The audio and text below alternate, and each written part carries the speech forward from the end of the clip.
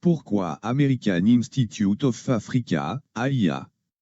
Partout dans le monde, même en France, l'école véritable est en voie de disparition. Or, il est clair que le meilleur moyen de détruire une nation est de lui enlever son éducation.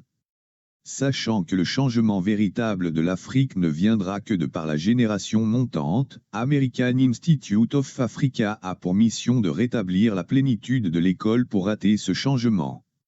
American Institute of Africa cherche à créer une nouvelle génération de penseurs africains capables de discuter d'égal à égal avec n'importe quel étudiant ayant le même diplôme des plus grandes universités dans le monde. Nous avons, à présent, le moyen de relever ce défi. Notre grand étonnement est, pourquoi les hommes et les nations n'utilisent pas la meilleure technologie disponible? Est-ce de l'ignorance? Je mets à défi tout le genre humain de prouver le contraire de cette grande problématique. Tout vivra partout où parviendra le torrent.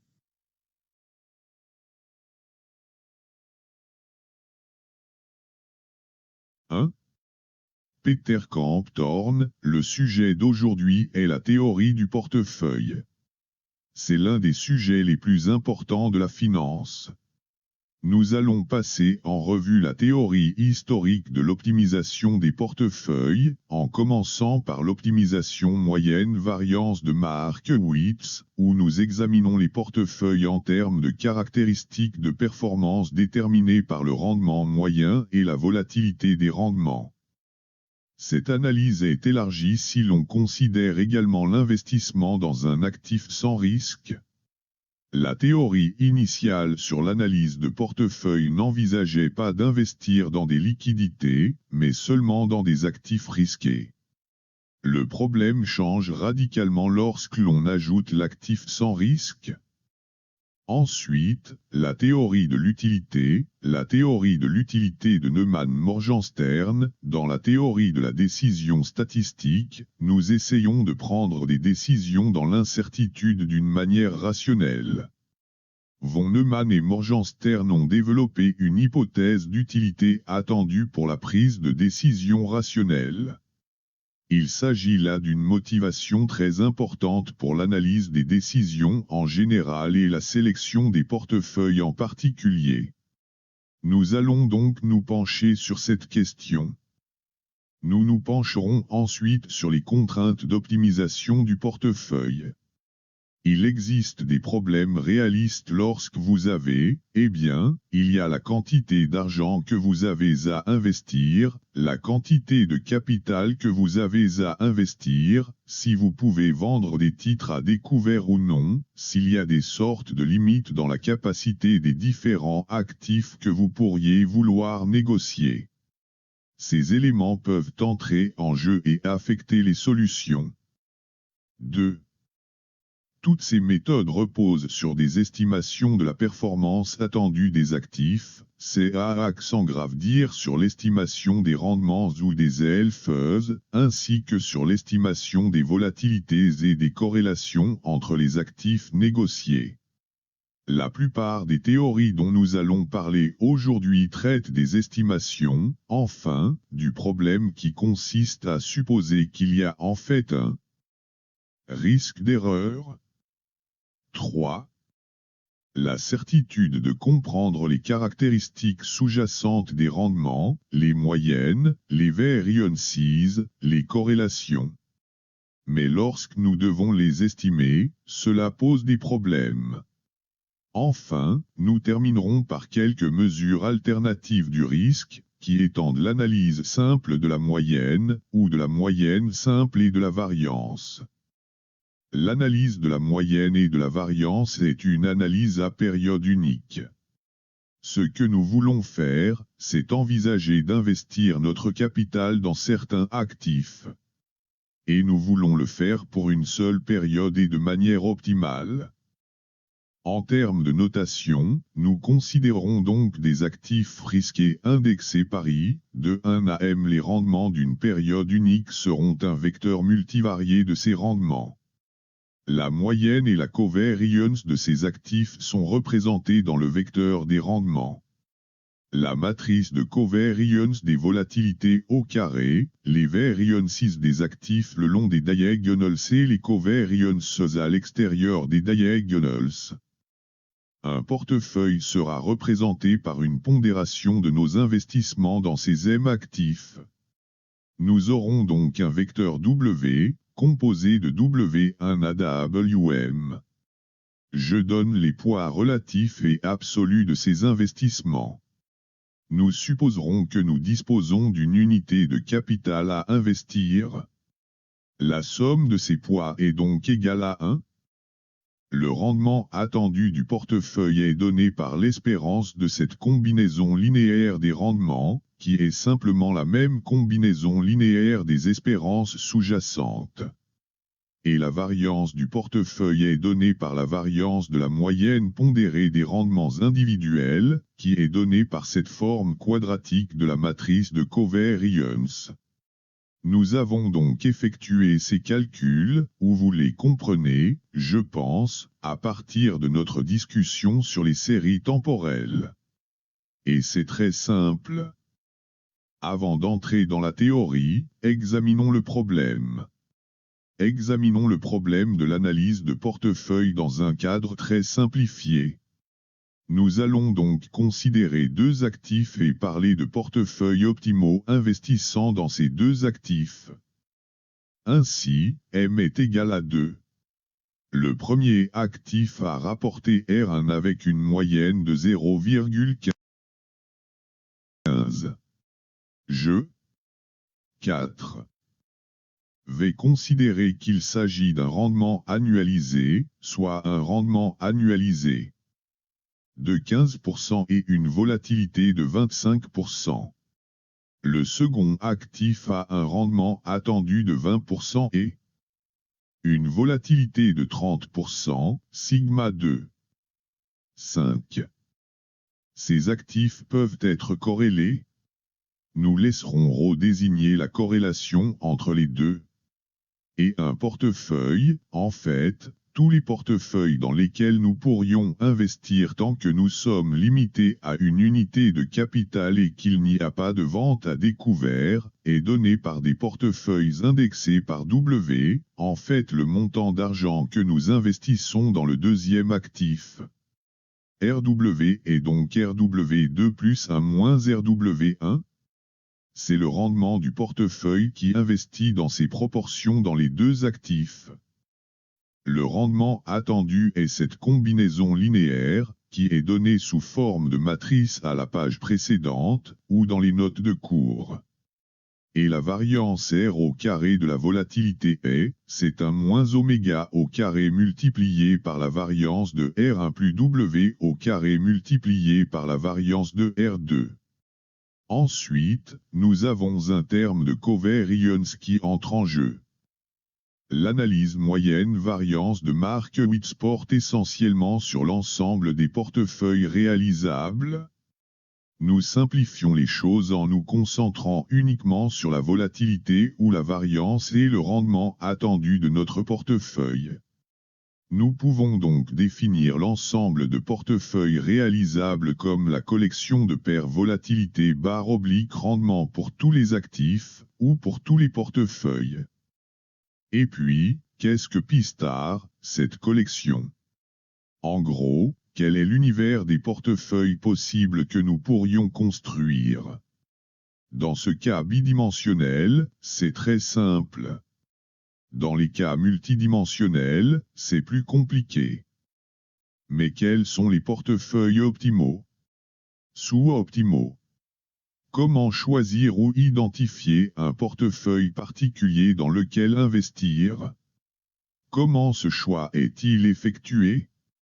Ces portefeuilles ont-ils une structure particulière? Vous verrez dans le cours d'aujourd'hui que la théorie de Markowitz et ses extensions apportent des réponses très élégantes à ces questions. Mais comprenons d'abord ce qui se passe dans le cas de deux actifs. Ce que je vais faire ici, c'est simuler 500 rendements hebdomadaires avec différentes valeurs de la corrélation entre les deux actifs. Et nous voulons examiner les rendements cumulés de chaque actif. Les rendements des actifs en termes de moyenne, de volatilités et de corrélation, un tracé de l'étoile pi, et le 6. Les rendements cumulés de chaque actif avec un portefeuille à variance minimale. Permettez-moi de souligner ici que nous voulons tracer sigma oméga par rapport à alpha oméga. Et nous avons deux actifs. Le sigma 1 et l'alpha 1 correspondent à notre premier actif. Sigma 2 et alpha 2 correspondent à notre deuxième actif. Ce point correspond à un W égale à 0 et l'autre à un W égale à 1, soit R1 et R2. Que se passe-t-il lorsque nous combinons des actifs dans un portefeuille? Jetons un coup d'œil à la simulation. Voici un graphique des rendements d'actifs simulés avec des rendements moyens de 15%, 25%, une volatilité de 20 à 30 et une corrélation des actifs de 0. Voici donc un diagramme de dispersion des rendements hebdomadaires. Il n'y a pas de corrélation apparente. Il y a en fait une corrélation d'échantillons, parce qu'un échantillon de ces distributions n'aura pas une corrélation parfaitement nulle. En haut, nous avons les graphiques des rendements cumulés des deux actifs individuels. Il est évident que le graphique le plus élevé correspond à l'actif dont le rendement est le plus élevé, c'est-à-dire l'actif 2. Le vert correspond à l'actif 1. Le graphique en haut à droite est le graphique de l'ensemble réalisable lorsque nous répartissons entre l'actif 1 et l'actif 2. Par simulation, cette courbe correspond donc à l'ensemble des portefeuilles réalisables. Ce qui est vraiment remarquable, c'est que nous pouvons obtenir une réduction de la volatilité du portefeuille sans compromettre, et en fait en améliorant, le rendement du portefeuille. Si nous investissons pleinement dans l'actif 1, nous en sommes à ce stade. Lorsque nous augmentons notre allocation vers l'actif 2, non seulement le rendement de l'actif du portefeuille augmente, mais la volatilité diminue. Dans cette simulation, j'ai également représenté le rendement du portefeuille correspondant à la variance minimale. Examinons un instant le portefeuille à variance minimale. Nous avons sigma au carré W est égal à 1 moins W au carré plus W au carré sigma 2 au carré, c'est sigma 1 au 7 carré. Et puis plus 0 dans le cas où il n'y a pas de corrélation entre les deux. 8. Des actifs. Si nous voulons minimiser la volatilité du portefeuille, nous pouvons prendre la dérivée de cette volatilité par rapport au poids et la fixer à 0. À quoi cela correspond-il? Eh bien, c'est, voyons voir, est-ce que j'ai bien fait? En fait, avec les notes précédentes, désolé, R1 est égal à 0. Ok, nous avons donc 2, 1 moins W sigma 1 au carré multiplié par moins 1 plus 2 watts sigma 2 au carré est égal à 0. Et en résolvant cela, nous obtenons W est égal à, eh bien, voyons voir, vous obtenez 1 sur sigma 1 au carré, désolé, 1 sur sigma 2 au carré divisé par 1 sur sigma 1 au carré plus 1 sur sigma 2 au carré. Si vous résolvez ce problème, vous obtenez en fait une pondération des différents actifs, qui les pondèrent de manière inversement proportionnelle au carré de leur volatilité. Avec ce graphique, vous pouvez voir que le graphique bleu est un peu plus proche de l'actif 1 que du rendement cumulé de l'actif 2. Cela correspond à une pondération légèrement plus élevée de l'actif 1, car 1 sur sigma 1 au carré est plus grand que 1 sur sigma 2 au carré. Voyons ce qui se passe si nous considérons des corrélations négatives entre les deux actifs. En fait, avant cela, si vous deviez choisir l'un de ces portefeuilles pour investir, y a-t-il des portefeuilles dans lesquels vous n'investiriez pas? Certains de ces portefeuilles sont-ils sous-optimaux en termes de variance moyenne? Audience, W1. Peter Camp Thorne, eh bien, W1 est certainement infaisable parce que nous pouvons augmenter sa moyenne et diminuer sa volatilité. En fait, tous ces points sont des portefeuilles sous-optimaux. À partir du portefeuille à variance minimale, qui nous amène à la tangente verticale, tous les points à partir d'ici jusqu'à l'actif 2, en investissant pleinement dans l'actif 2, sont réalisables. Aucun de ces portefeuilles ne domine l'autre. En fait, il s'agit d'un compromis entre le rendement et la volatilité. C'est un point très important, il y a vraiment des portefeuilles que l'on peut ignorer en considérant qu'il y a définitivement. Eh bien, quand la corrélation est nulle, il y a un 9. Avantage A. Diversifier C. 2 actifs.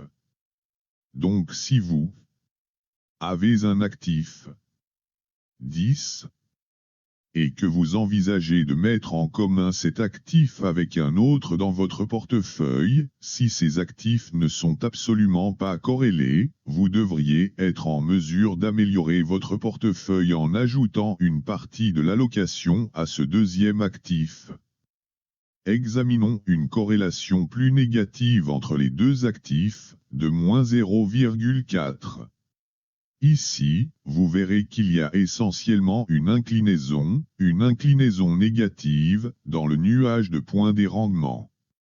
Et avec les portefeuilles de deux actifs, fondamentalement, l'ensemble réalisable, cet ensemble réalisable s'étend en fait plus à gauche. Ainsi, avec une corrélation négative entre les actifs, nous sommes en mesure de réduire encore plus la volatilité, si c'est ce que nous préférons. Si nous allons jusqu'à moins 0,8, la volatilité devient encore plus exagérée. Que va-t-il se passer si nous avons eu une corrélation négative de 1 entre ces deux actifs? Audience, le portefeuille peut avoir 0. Peter Camp Thorne, oui, alors un portefeuille de ces deux actifs peut avoir une variabilité nulle. Ainsi, dans le cadre des stratégies de couverture, on envisage souvent d'investir dans des actifs composés d'un titre sous-jacent et d'un produit dérivé. Et ce dérivé, s'il s'agit d'un futur, pourrait avoir une corrélation négative. On peut donc essentiellement couvrir la volatilité de manière presque parfaite. Ce cas particulier existe donc assez fréquemment et est exploité. Mais il ne ressort que de la simple analyse de cette simulation simple. Ok, examinons également l'augmentation de la corrélation. Oui. Audience, si la volatilité de l'ensemble du portefeuille est nulle, cela signifie-t-il qu'elle sera toujours constante? Elle sera? Peter Camp Thorne, qu'est-ce que cela signifie? Audience, cela signifie-t-il que, puisque la variance est nulle, elle sera en fait constante dans le temps? L'ensemble du portefeuille. 11. Peter Camp Thorne, ok, je veux dire que si la variance est nulle, elle devrait être constante. Une variance nulle signifie que sa valeur est constante. Audience, est-ce une bonne idée de faire cela? Peter Camp Thorne, eh bien, en termes de marché, rien n'a une volatilité nulle, presque rien n'a une volatilité nulle. Et donc en effet, mais dans la théorie des prix que 20 Bang discutera dans les conférences suivantes, si nous avons fondamentalement un portefeuille qui n'a pas de volatilité, alors son rendement devrait être égal à ce que devrait être un taux sans risque. Ce portefeuille particulier doit donc être structuré de manière à obtenir un rendement égal à un taux sans risque, à l'exception des coûts de transaction, des frictions et de tout ce qui s'ensuit. Mais oui. si nous augmentons la corrélation de 0 à 0,4, nous bénéficions toujours de la diversification, mais dans une moindre mesure. En fait, nous ne sommes pas en mesure de réduire autant la variance. Et c'est encore plus exagéré avec une corrélation de 0,8. En examinant la simulation, je tiens à souligner une chose qui reviendra plus tard, j'ai simulé les rendements selon des distributions gaussiennes avec ses moyennes, ses volatilités et ses corrélations. Dans le panneau inférieur gauche, je donne les statistiques de l'échantillon. En fait, il s'agit de l'estimation maximale probable pour tous les paramètres. Vous constaterez que les estimations de l'échantillon diffèrent sensiblement des paramètres théoriques. Dans ce cas, la volatilité de l'échantillon est presque exactement la même pour le premier actif. Elle est légèrement inférieure à 0,287 pour le second.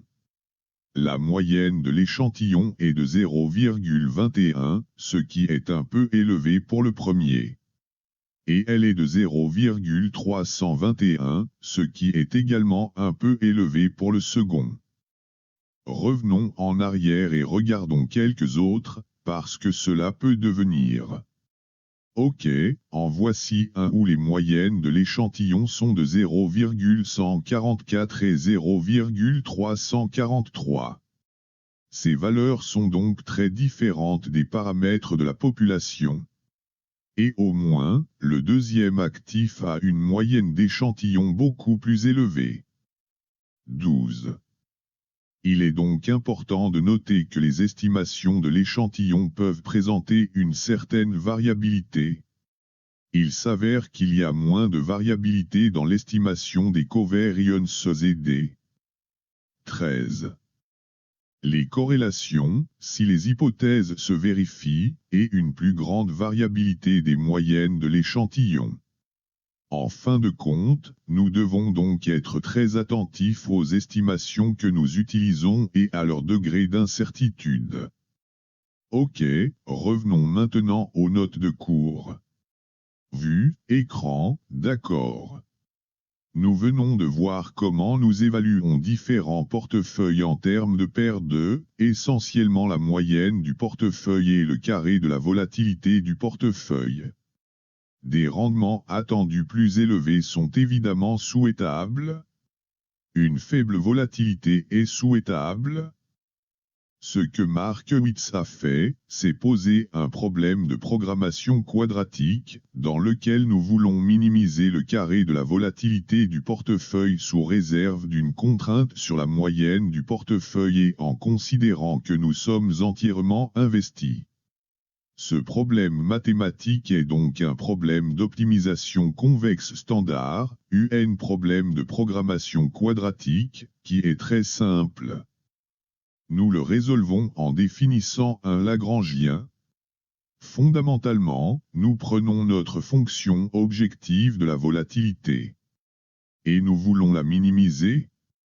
Nous allons utiliser un demi-facteur pour simplifier les calculs. Ensuite, nous ajoutons des Lagrangiens pour les différentes contraintes du problème. Nous avons donc lambda 1 fois alpha note moins W' alpha. Nous voulons que le rendement moyen, W' alpha, soit contraint d'être égal à alpha note. Nous voulons également que la somme des poids, W' 1 mètre, soit égale à 1. Les conditions du premier ordre du Lagrangien nous donnent essentiellement ces deux contraintes de différenciation par rapport à lambda 1 et lambda 2. La condition initiale du premier ordre par rapport aux pondérations du portefeuille nous permet essentiellement de résoudre ces pondérations. Cette condition d'ordre de force va résoudre notre problème, car si nous prenons la dérivée de second ordre de ce Lagrangien, elle sera sigma. Permettez-moi donc de souligner que si nous prenons d au carré L par dw, c'est égal à notre matrice de covariance sigma. Il s'agit d'une matrice définie positive ou semi-définie positive. Nous minimisons donc effectivement le problème. 14. Il s'agit donc d'une généralisation d'une parabole en plusieurs dimensions. Et nous essayons de la minimiser. Quelle est la solution? 15. Tout d'abord, nous pouvons résoudre la question de W, les poids, en termes de lambda 1 et lambda 2.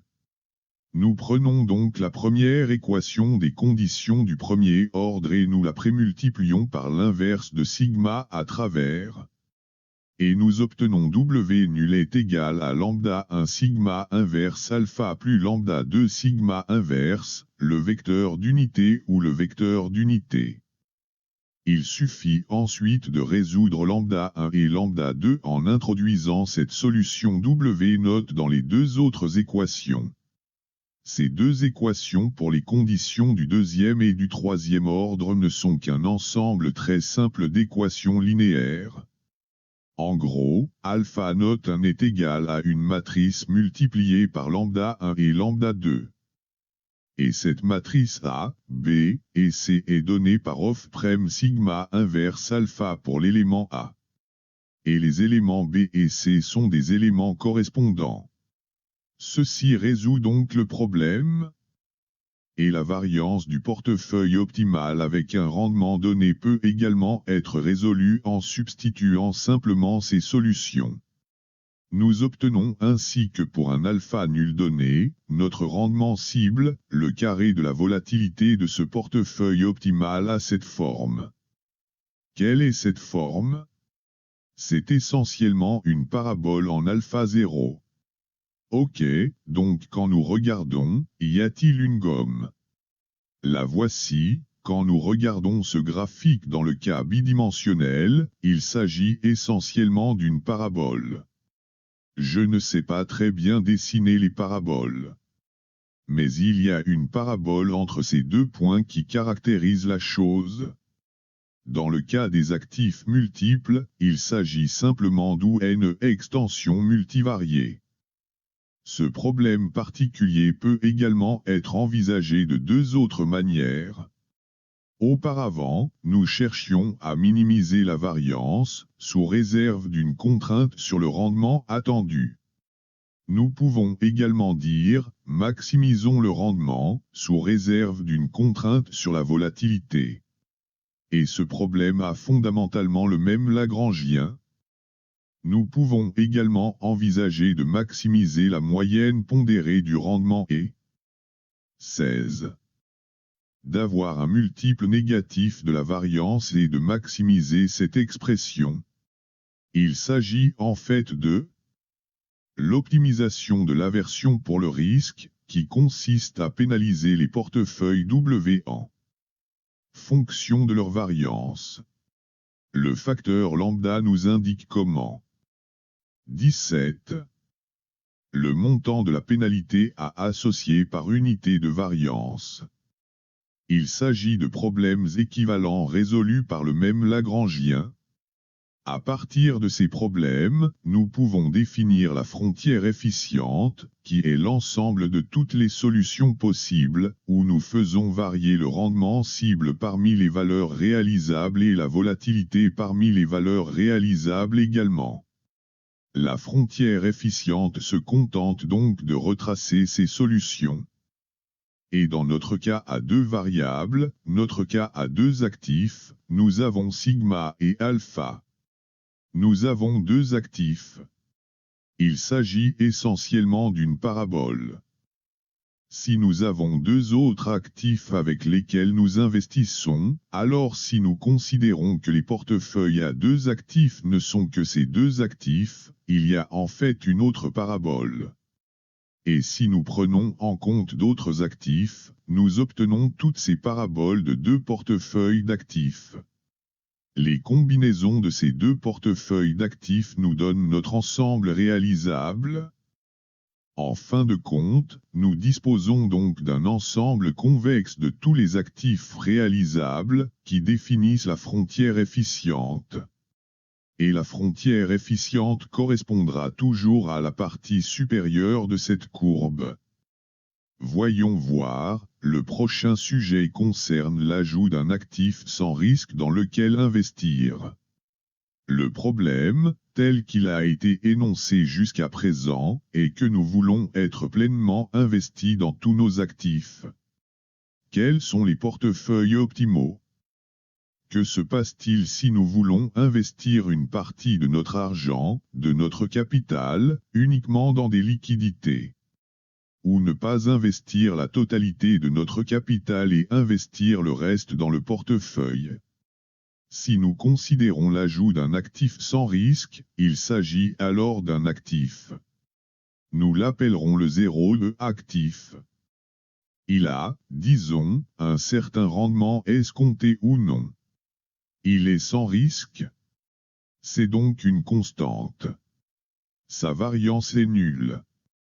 Et si nous investissons également dans cet éventuel actif risqué, nous pouvons alors considérer que nous investissons des poids dans l'actif risqué et un moins W fois le 18.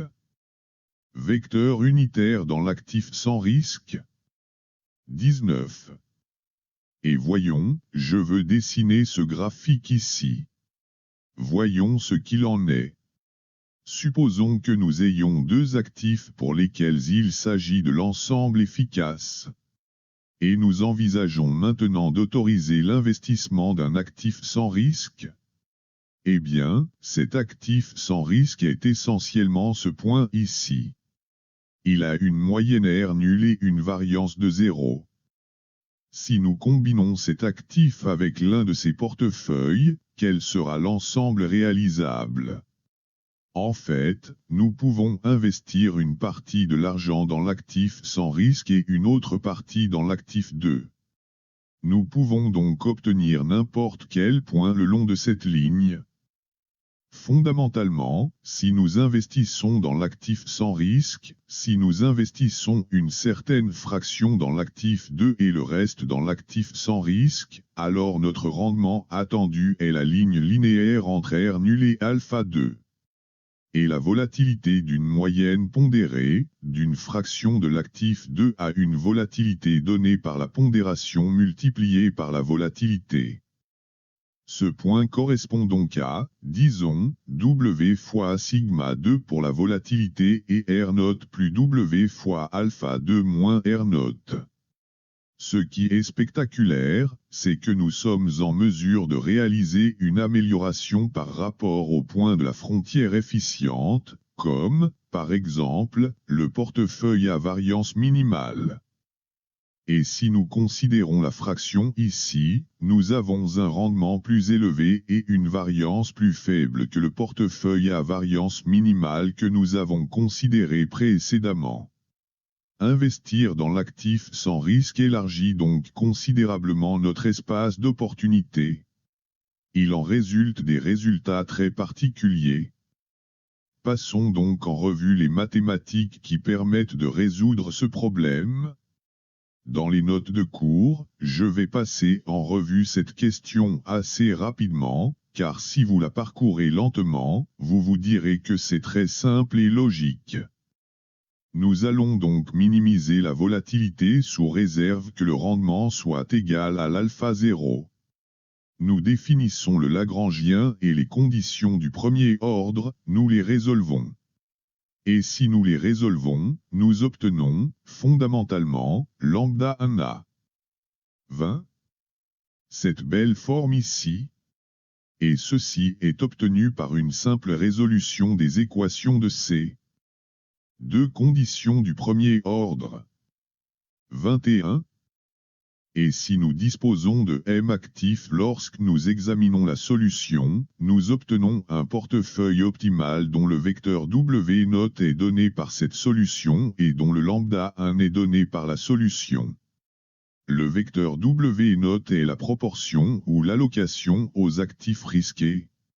Ce qui varie en fonction de notre objectif de rendement, alpha note, est simplement ce multiplicateur lambda 1 de Lagrange. En fait, alpha note, notre objectif de rendement, n'affecte que la valeur de lambda 1.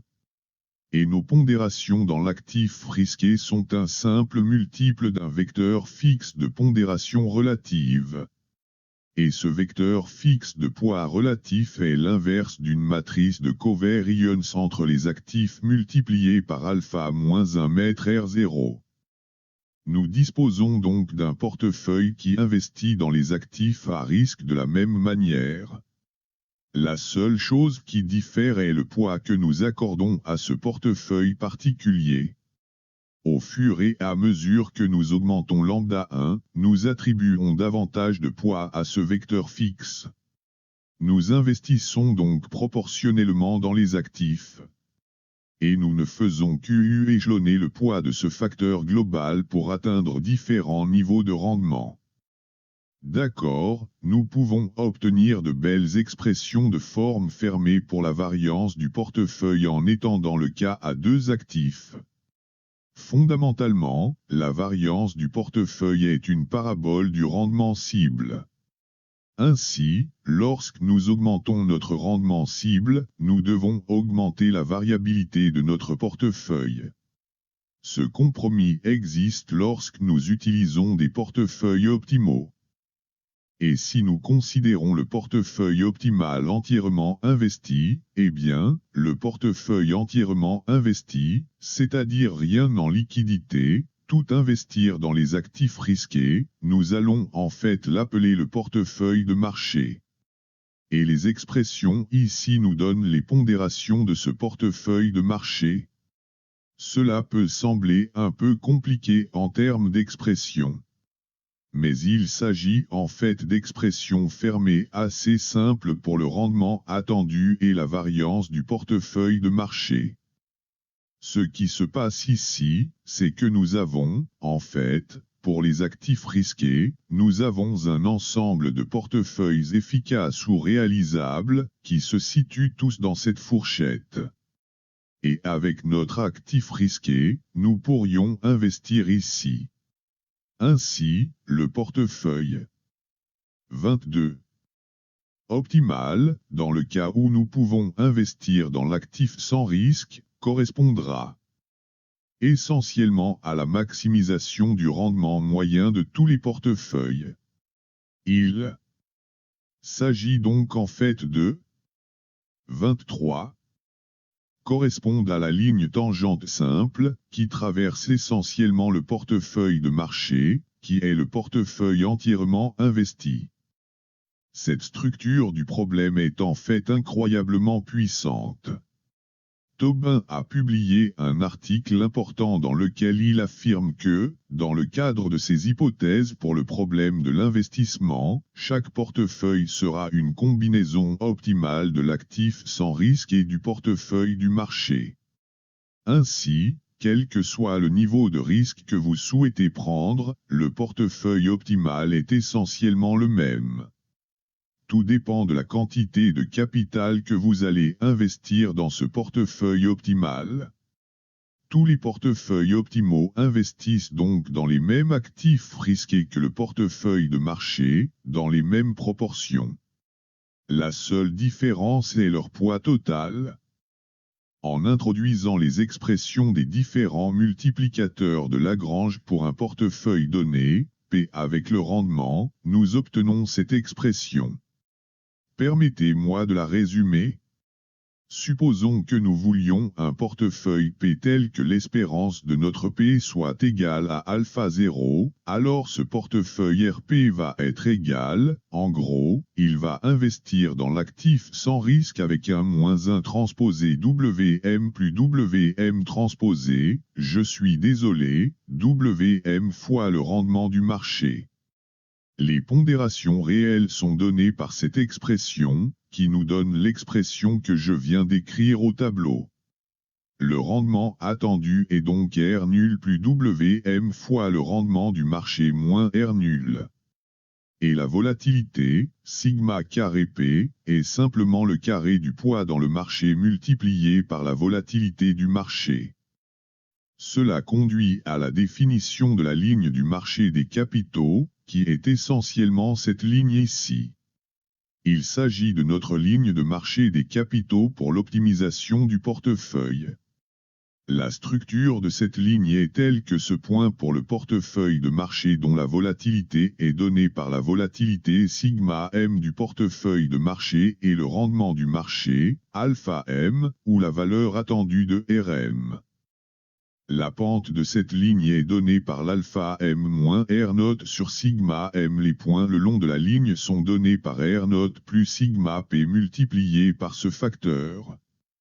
Il s'agit donc de la valeur attendue de RP, c'est-à-dire de tout portefeuille optimal dont le 24 rendement est égal au taux de rendement sans risque.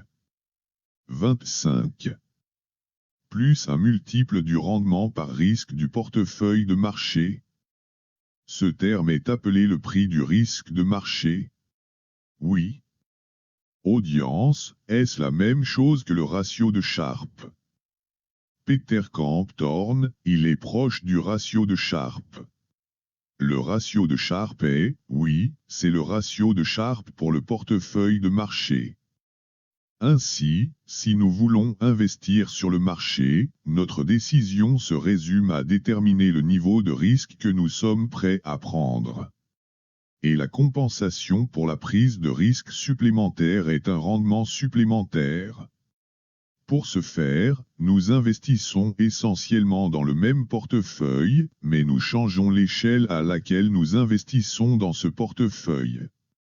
Jusqu'à présent, nous avons envisagé des points entre un investissement total sur le marché et un investissement total en liquidité. Si nous sommes en mesure d'emprunter de l'argent au taux sans risque, nous pouvons alors allouer des pondérations supplémentaires au portefeuille de marché et atteindre des points qui sont au-delà, ont un rendement plus élevé, une volatilité plus élevée que le portefeuille de marché. Nous pouvons en fait exercer un effet de levier sur la stratégie en empruntant de l'argent et en l'investissant dans ce portefeuille de marché. Ainsi, la frontière efficiente, si nous pouvons emprunter du risque librement, serait simplement la ligne du marché des capitaux étendue. Voici une liste des documents qui traitent en quelque sorte des fondements classiques de la question. Ils sont tous accessibles sur le web. Je vous encourage à les consulter, car les arguments sont très simples. La motivation et le contexte sont intéressants à lire. Pratiquement toutes les personnes figurant sur cette page ont reçu un prix Nobel, à l'exception de Lindner. Je pense qu'il est mort avant que le prix Nobel ne soit décerné à Markowitz et Sharpe, mais il aurait certainement été pris en compte dans ce cas. Audience, et le dernier. 26.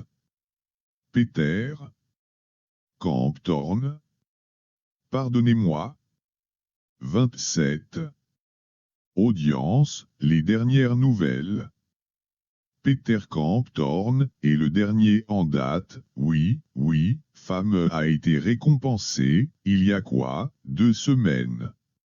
Très bien, passons à la théorie de l'utilité de von Neumann-Morgenstern. Dans l'analyse moyenne variance de Markowitz, nous avons en quelque sorte réduit tous les portefeuilles aux propriétés de leur rendement attendu et de leur variance ou volatilité. Dans quelles circonstances cela pourrait-il être une très bonne décision à prendre pour l'optimisation des portefeuilles, les allocations de portefeuille? La théorie de von Neumann-Morgenstern est une théorie qui motive la prise de décision dans l'incertitude, où vous devriez spécifier une fonction d'utilité pour votre richesse, et vous devriez prendre des décisions qui maximisent l'utilité attendue de votre richesse. La théorie est vraiment très puissante en ce sens que lorsque vous prenez des décisions dans l'incertitude, il y a des choses rationnelles que vous devriez faire.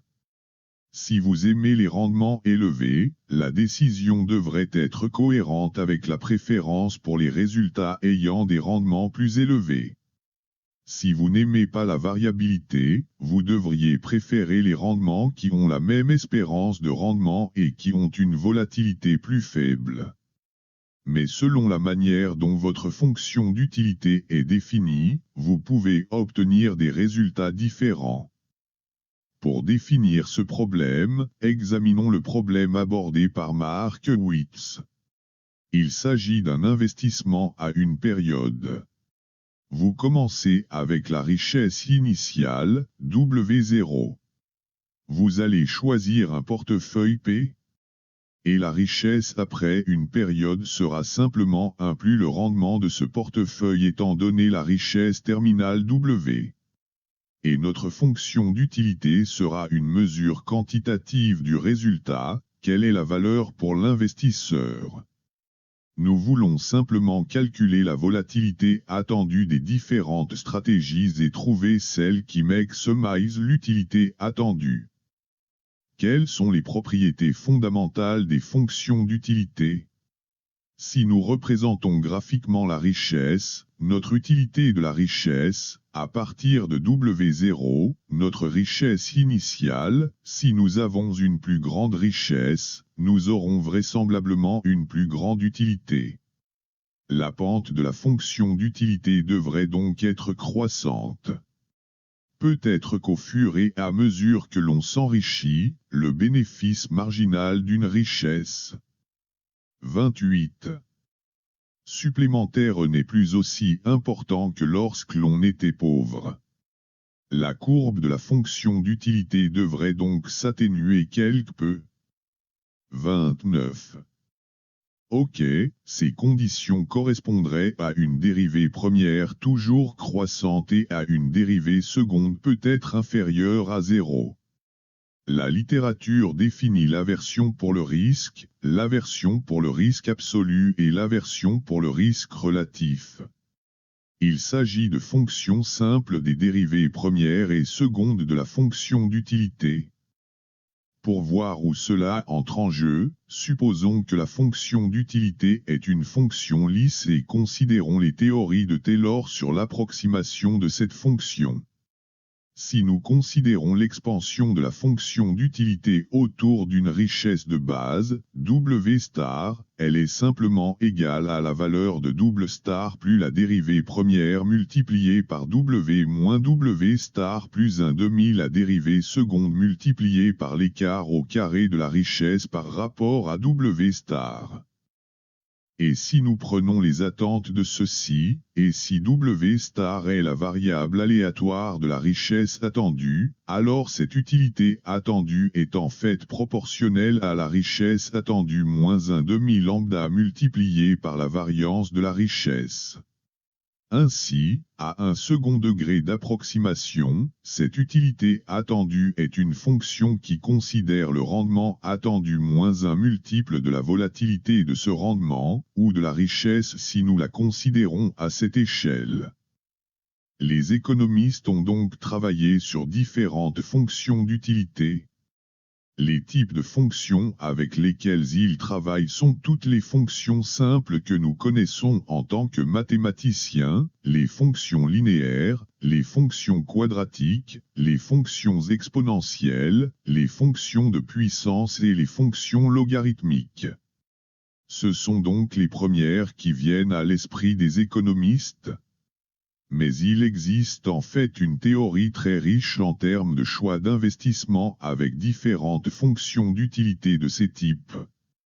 Des travaux intéressants ont été réalisés dans ce domaine dans la littérature économique. Il convient de souligner qu'avec une utilité quadratique, si nous considérons l'utilité attendue dans le cadre d'une utilité quadratique, il s'agit de la fonction d'utilité attendue qui ne dépend que de la richesse attendue et de la variance de la richesse, qui ne dépend que du rendement attendu et de la variance du rendement du portefeuille. Si nous travaillons avec une fonction d'utilité quadratique, l'analyse de la moyenne est de 30. La variance est donc la bonne chose à faire dans le cadre de la théorie de l'utilité. Attendu de von Neumann-Morgenstern. C'est donc une bonne décision si c'est la fonction d'utilité. 31. Quand cette solution n'est-elle pas préférable? En fait, elle n'est pas préférable si vous avez une fonction d'utilité différente. Il se peut que la fonction d'utilité doive ajouter des pénalités pour l'asymétrie ou l'aplatissement. Et cela n'est pas pris en compte ici. Des extensions peuvent donc être envisagées. Un fait mathématique intéressant est que sous l'hypothèse, ou devrais-je dire l'imagination, que les rendements sont distribués de manière gaussienne. Les moyennes et les variances des portefeuilles caractérisent alors complètement toutes les distributions des portefeuilles d'actifs, si les actifs sous-jacents sont des distributions gaussiennes. Une analyse moyenne-variance est donc optimale pour les fonctions d'utilité non quadratiques, si les actifs sous-jacents sont des distributions gaussiennes, car seules les moyennes et les variances vont caractériser les portefeuilles optimaux et leurs propriétés. Et je suppose que la dominance stochastique des fonctions de ces variables s'applique généralement lorsqu'il existe une dominance stochastique correspondante en termes de moyenne et de variances. Quoi qu'il en soit, ce type de théorie peut être impliqué. Elle permet d'étendre le modèle de base que nous considérons ici. Passons maintenant au sujet des contraintes de portefeuille. Jusqu'à présent, en examinant ce problème, nous n'avons imposé aucune contrainte. Nous voulons simplement maximiser le rendement, minimiser la variance et envisager des compromis entre les deux. Dans les problèmes pratiques d'optimisation de portefeuille, différentes contraintes entrent en jeu. Les portefeuilles à long terme ne contraignent les pondérations qu'à être positives. Il peut y avoir des contraintes de détention, ce qui peut signifier que nous ne voulons pas que la quantité d'un actif donné soit trop importante. Dans le cas des stratégies d'action, il n'est pas souhaitable de détenir, si vous avez une sorte de stratégie de négociation à fréquence moyenne dans les actions, il n'est pas souhaitable de détenir beaucoup plus que le volume de négociation de quelques heures ou peut-être d'une journée dans l'actif, parce que si vous devez le vendre, il n'y aura pas vraiment de liquidité pour le négocier. Mais nous pouvons ajouter 32. Il y a une simple contrainte linéaire sur les participations. Il pourrait y avoir une rotation. 33. Les contraintes. Si nous envisageons d'ajuster notre portefeuille d'une période à l'autre, il y a des limites à la quantité d'actifs que nous pouvons négocier. Il peut y avoir des contraintes d'exposition à un indice de référence. Supposons que nous voulions investir dans un portefeuille qui ressemble beaucoup à un indice de marché, disons le S&P 500. Mais nous voulons essayer de faire mieux que le S&P 500. Mais nous voulons nous protéger contre le risque de ne pas être très proche de l'indice de référence si nos paris, c'est-à-dire notre allocation, sont erronés. On peut alors contrôler l'écart par rapport à l'allocation de référence, puis limiter cet écart de manière à pouvoir limiter la distance par rapport aux pondérations de référence que l'on souhaite pour son portefeuille. Cela permet d'envisager des stratégies qui font aussi bien ou mieux que certains indices de référence. Dans le même ordre d'idées, il y a les contraintes de tracking error. Outre le fait que les pondérations de l'allocation ne doivent pas s'écarter beaucoup de celles de l'indice de référence, nous pouvons tenir compte de l'ampleur de la variation de notre portefeuille par rapport à l'indice de référence sous-jacent. Nous pouvons également considérer la tracking error entre notre portefeuille P et l'indice de référence sous-jacent, mesurer cette tracking error en termes de variabilité, cette différence, et vouloir la contrôler. Il existe également des contraintes liées aux facteurs de risque. Sur les marchés d'actions, de nombreux facteurs différents influencent les rendements. Ces facteurs peuvent être identifiés de manière empirique et contrôlés en limitant l'exposition aux différents facteurs dans le portefeuille. Nous verrons cela dans le prochain cours. Mais fondamentalement, s'il existe des facteurs sous-jacents F, le rendement de l'actif I peut être expliqué par une sorte d'alpha idiosyncrasique pour cet actif, plus certaines corrélations avec les facteurs de marché F, et enfin une innovation résiduelle epsilon. Les rendements de ces actifs peuvent donc être expliqués à 50% par les forces sous-jacentes du marché et à 50% par les facteurs sous-jacents, que JT, qui sont constants pour I. Ces facteurs affectent donc toutes les actions avec différents coefficients bêta IK. Dans notre portefeuille, nous pouvons vouloir limiter l'exposition à un facteur donné. Dans de nombreuses stratégies, il s'agit en fait de neutraliser le portefeuille par rapport. 34. À ces facteurs de risque de marché. 35. Nous pouvons donc contraindre nos pondérations à une exposition nulle à ces différents facteurs de marché. Il existe d'autres contraintes, comme la taille minimale des transactions. En général, les transactions sur les actions se font en unités de 100 actions, bien que cela soit en train de changer. Il peut y avoir des tailles minimales de détention. Et il y a aussi des contraintes de nombre entier qui peuvent être appliquées. Si vous négociez des actifs dont la valeur est importante, ces contraintes sur les nombres entiers entrent en jeu. Si vous négociez des actions Google, combien valent-elles aujourd'hui? Audience, $800. Peter Campthorne, quelque chose comme ça. Comparez cela avec Ford, qui coûte environ $50, ou je ne sais pas, mais il y a des ordres de grandeur de différence. Les contraintes liées aux nombres entiers peuvent donc entrer en ligne de compte. Si vous avez affaire à une très grande entreprise, ces éléments n'ont pas vraiment d'impact. Mais ils peuvent l'être avec des portefeuilles plus petits. Toutes ces différentes contraintes peuvent être exprimées sous la forme de contraintes linéaires et quadratiques sur les pondérations. La configuration du problème d'optimisation du portefeuille peut donc être la même que précédemment, sauf que nous ajoutons ces contraintes supplémentaires.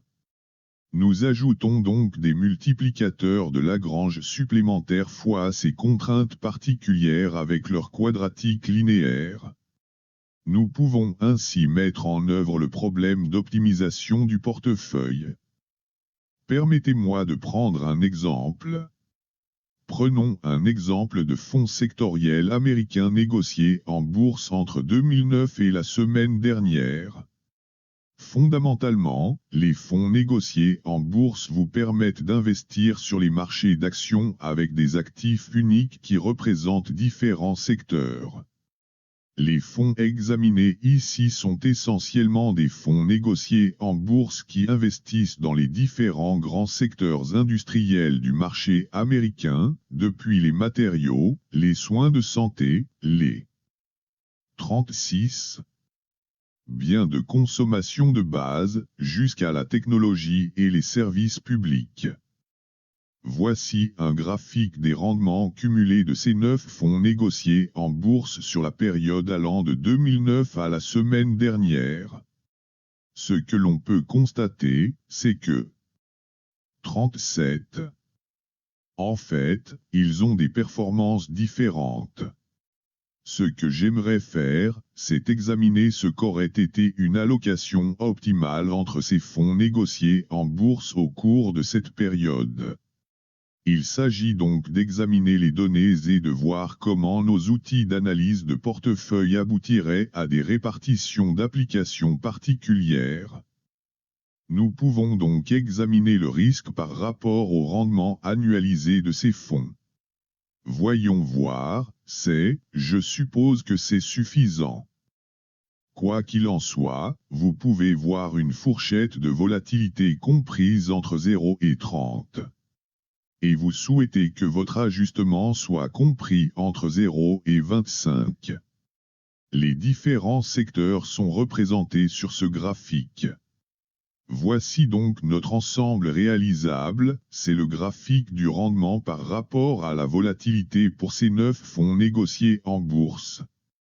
Il s'agit ici des services publics. Là, ce sont les valeurs financières. Voici les biens de consommation de base. Tout en haut, il y a la consommation discrétionnaire. J'ai appliqué une optimisation de la moyenne variance à ce problème, en supposant qu'il existe une contrainte de 30% du capital par actif.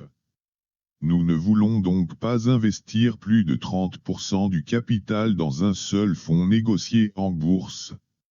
Ce graphique montre comment, à mesure que nous faisons varier notre objectif de rendement entre la valeur minimale et la valeur maximale pour un investissement complet, quelle part du capital nous allons investir dans les différents secteurs. Ce que vous pouvez voir, c'est que le jaune, qui est la consommation de base, a un poids très élevé. Le vert, c'est l'énergie, voyons voir, je pense que c'est l'énergie, c'est le suivant. Et l'orange, c'est la santé. Ce qu'il est important de voir, c'est que lorsque nous examinons la fourchette inférieure des rendements, c'est-à-dire lorsque nous attendons des rendements supérieurs au taux sans risque qui est très bas, la proportion relative d'investissement dans les différents actifs est la même. Fondamentalement, ces allocations augmentent lentement, de manière linéaire. Et cela correspond à l'investissement dans le portefeuille optimal sans contrainte avec une valeur fixe. 38. Mais une fois que nous avons atteint les 30%, cette contrainte commence à être active. Nous ne pouvons plus investir dans ces titres. Nous devons donc investir davantage dans d'autres titres. Et donc, fondamentalement, plus 39 est donné au consommateur discrétionnaire et l'autre.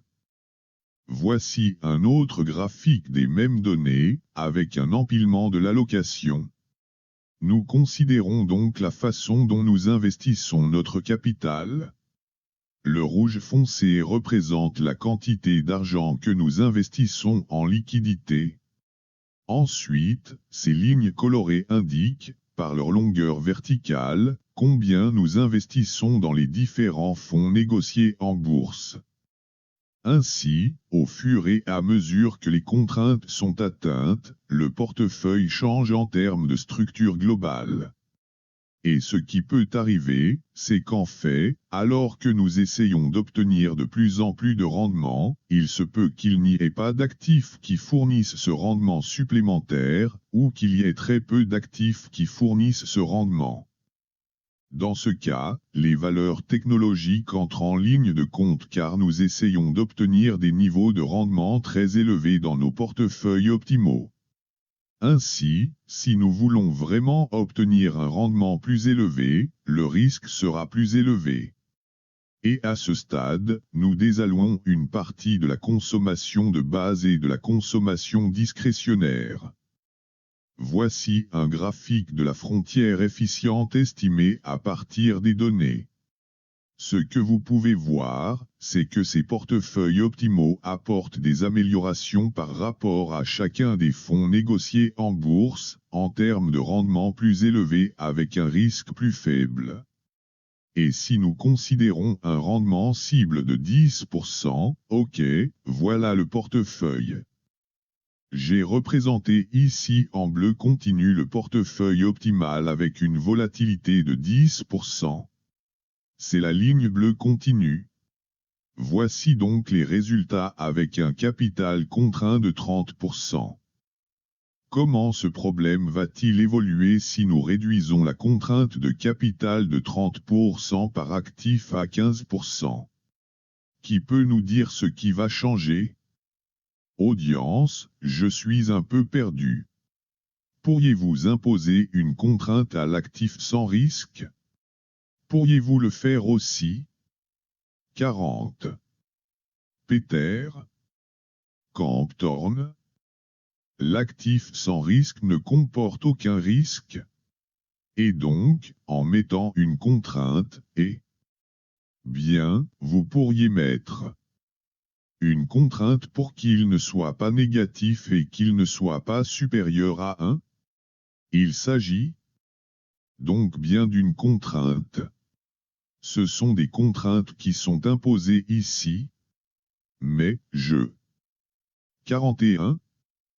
Je suppose que, dans certains cas, il y a des fonds de dotation, par exemple, qui ont des politiques d'investissement stipulant qu'ils veulent qu'une certaine fraction des actifs soit investie dans des actifs à risque et non dans des liquidités.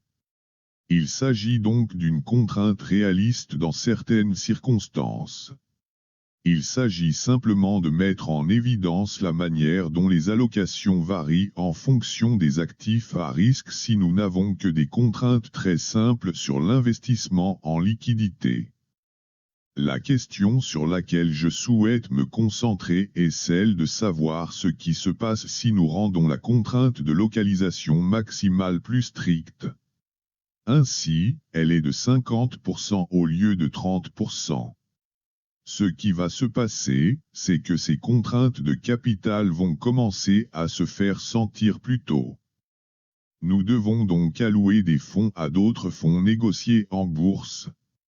Laissez-moi vous montrer comment cela fonctionne avec le même graphique. Voyons voir. Ok, je vais fermer ce graphique et ensuite nous irons ici. Ok, cela montre comment les allocations varient avec une allocation de 50%. Je le publierai sur le site web du cours. Mais il s'avère que la frontière efficiente est en fait plus basse.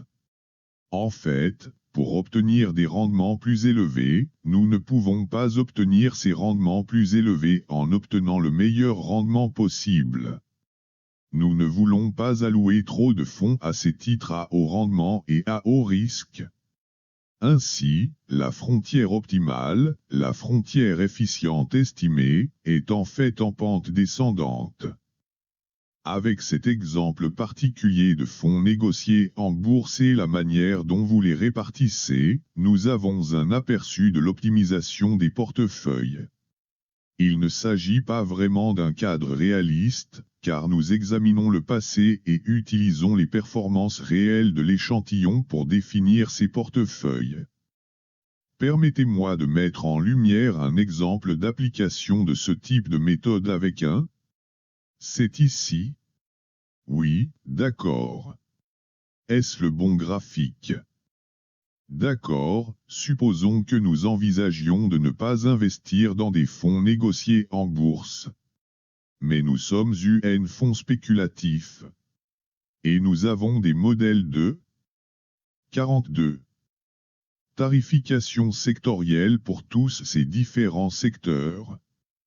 Ce que nous pouvons faire, c'est envisager des positions longues ou courtes dans ces secteurs.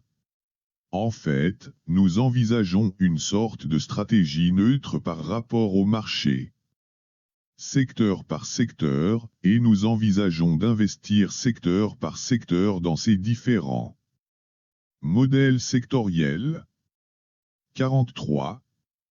Voici un graphique de différents modèles de tarification multifactorielle pour la négociation de programmes neutres par rapport au marché dans chacun des 9 secteurs industriels, ceux-là même qui correspondent aux fonds négociés en bourse.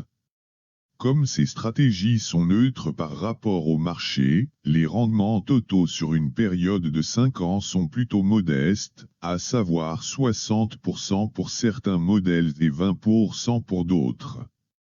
Ce qui est particulièrement intéressant avec ces modèles, c'est qu'ils ont tendance à être moins corrélés.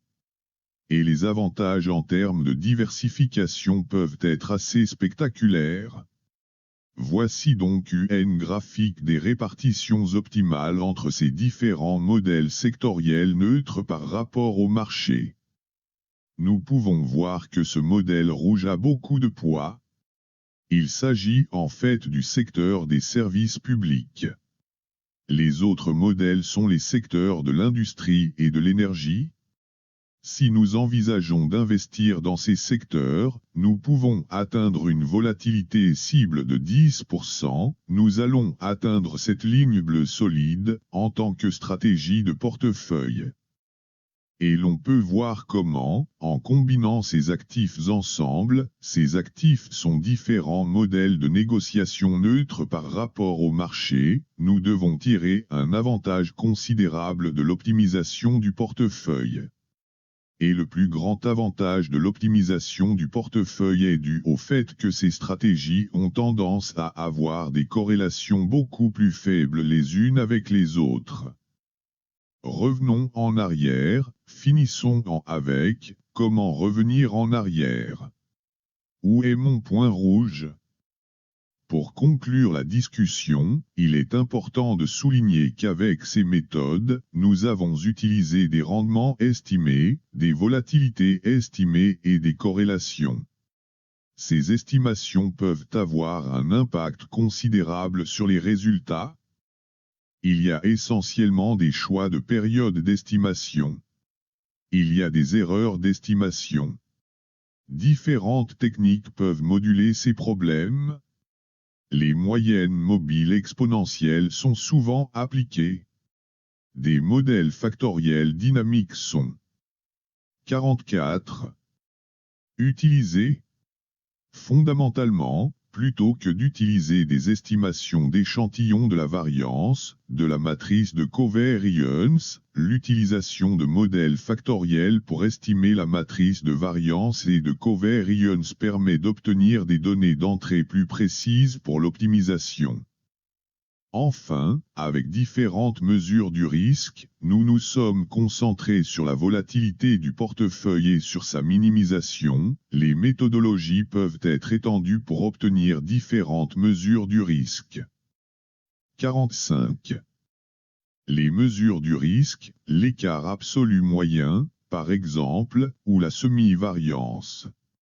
Pour ce qui est de la volatilité quadratique et de sa minimisation, vous vous souviendrez que dans l'analyse de la vraisemblance des distributions gaussiennes, les écarts quadratiques par rapport aux moyennes caractérisent la variabilité.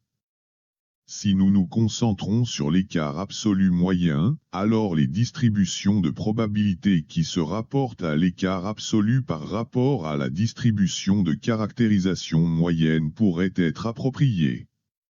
Et en effet, les distributions avec des queues plus lourdes, comme les distributions exponentielles, sont appropriées lorsque nous considérons l'écart absolu moyen. Ainsi, certaines mesures alternatives du risque sont appropriées lorsque la mesure de la volatilité elle-même n'est pas nécessairement appropriée en raison des hypothèses de distribution. La semi-variance a été introduite par Markowitz, qui souhaite contrôler le risque de baisse par rapport au risque de hausse. Il existe des mesures de la valeur à risque qui sont maintenant tout à fait standards dans la gestion de portefeuille et la gestion d'actifs risqués, où l'on est en fait, cela a été introduit par Ken Abbott dans l'une des premières conférences. La valeur à risque est une idée très simple qui consiste à caractériser le résultat comme une sorte de seuil extrême, disons au niveau de 5% ou de 1%, et à garder et surveiller la valeur à risque.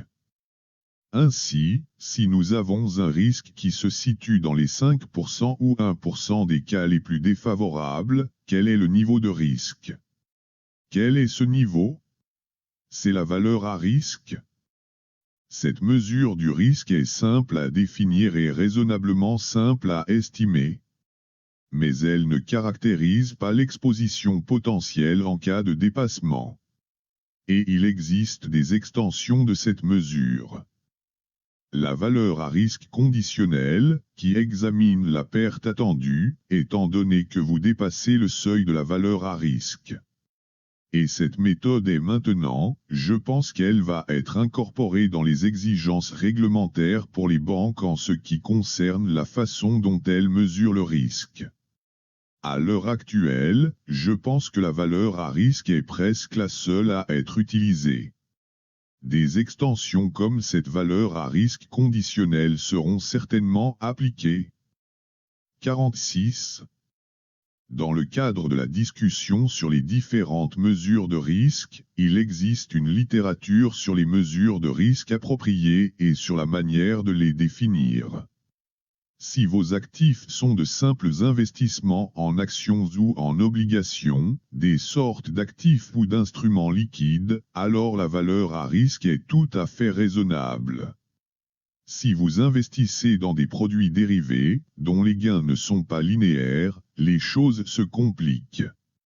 Les choses doivent donc être traitées au cas par cas. Mais si vous vous intéressez à l'analyse des risques, il y a toute une discussion sur les mesures cohérentes des risques que vous pouvez consulter. C'est très intéressant. D'accord, arrêtons-nous là. Je vous remercie de votre attention.